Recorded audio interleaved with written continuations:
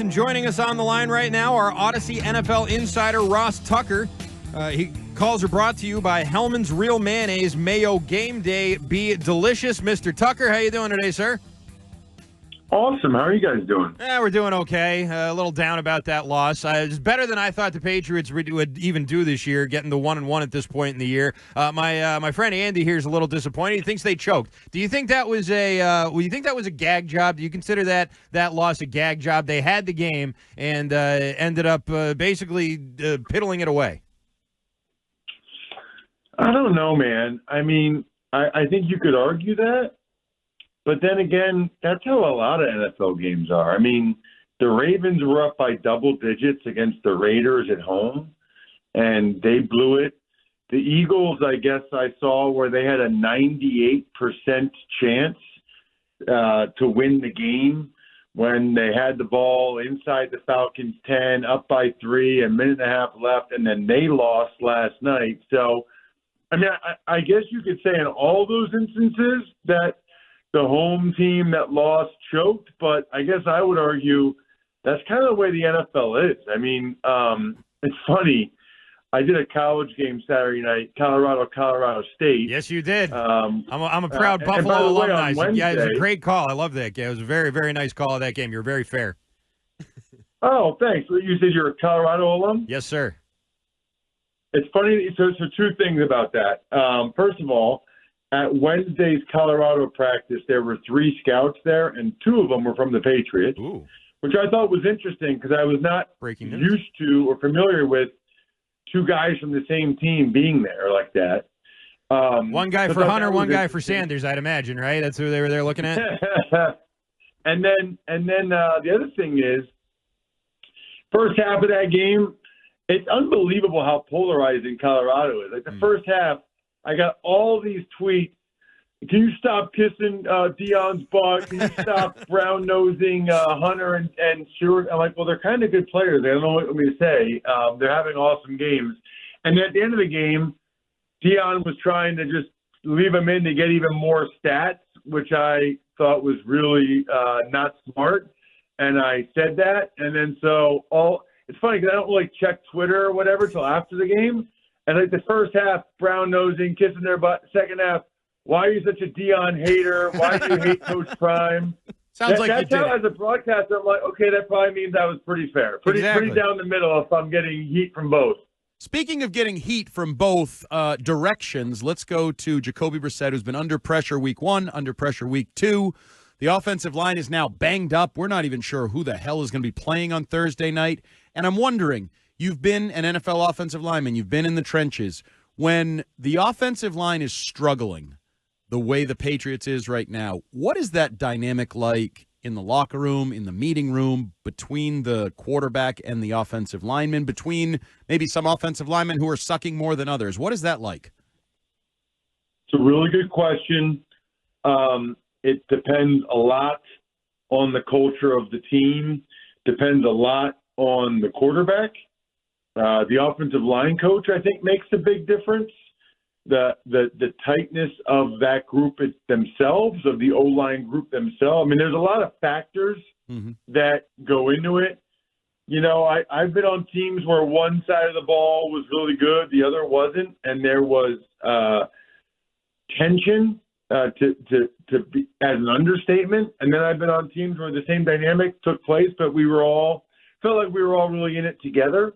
I think that's one of the reasons why maybe the biggest reason why they still have Jacoby there. I think because he's been through it. He understands that those guys are young and or inexperienced and or quite maybe just not good enough, but they're giving it all they have.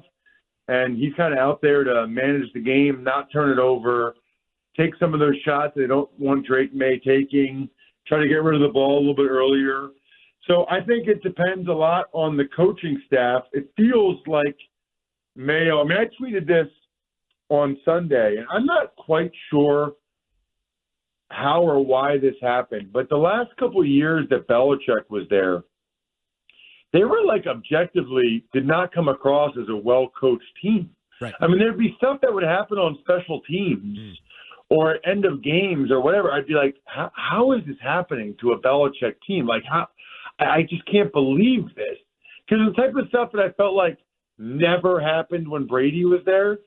And then this year, so far, it's only 2 games, they seem more together. They seem better coached. Like if you dropped someone that just learned the sport in from another country and you had them watch last year's video and this year's video, and you didn't tell them who used to be the coach, I think that they would say that the Patriots at least appear to be objectively coached better this year than they were last year, really the last couple of years.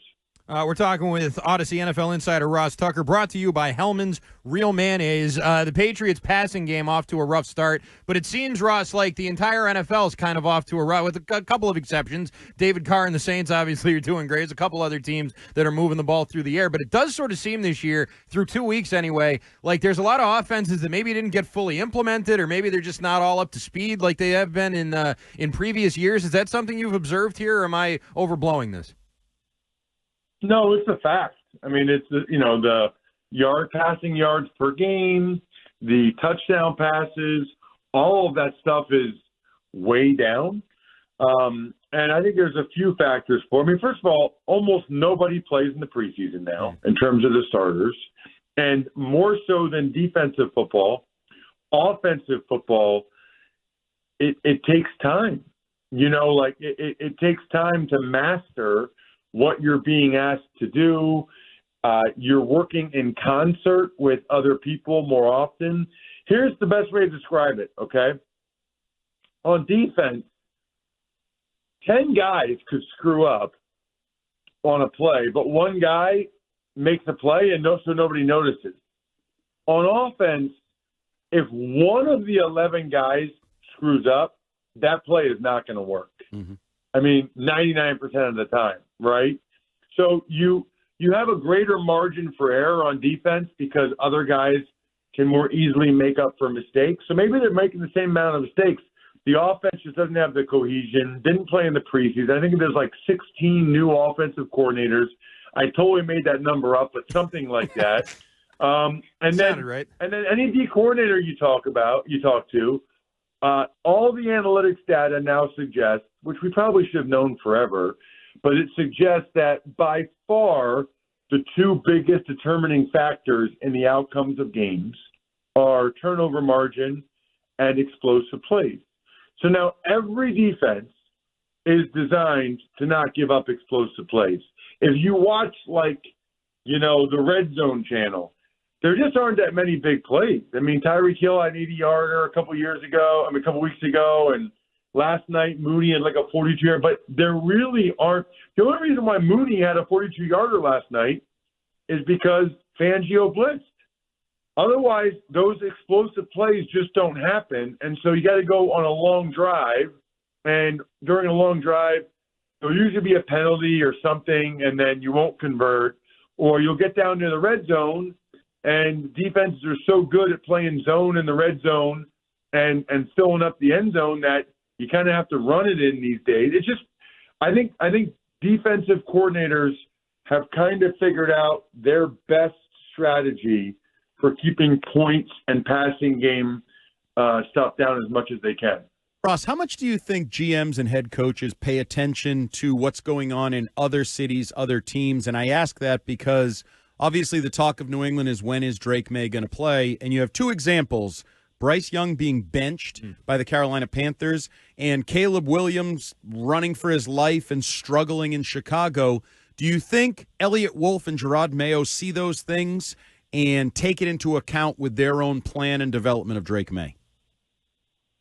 I think that they're going to play Drake May when they feel confident that both he and the guys around him are good enough that he can have some measure of success. Because what I don't think they want. So next year, you're saying. Is to put up. What's that? So next year. Yeah. Well, we'll see. It's a long season. Let's let some of these guys improve. Right. But I don't think they want him to go out there and get smashed like Caleb Williams did the other night, or like Jaden Daniels kind of has been. I mean, Bo Nix doesn't look. So there's different schools of thought. Some people say, let these guys learn the ropes, like Troy Aikman did, like Peyton Manning did. Let them learn the hard lessons, get them out of the way now. Others think that you can kind of ruin a quarterback if you put him out there too early.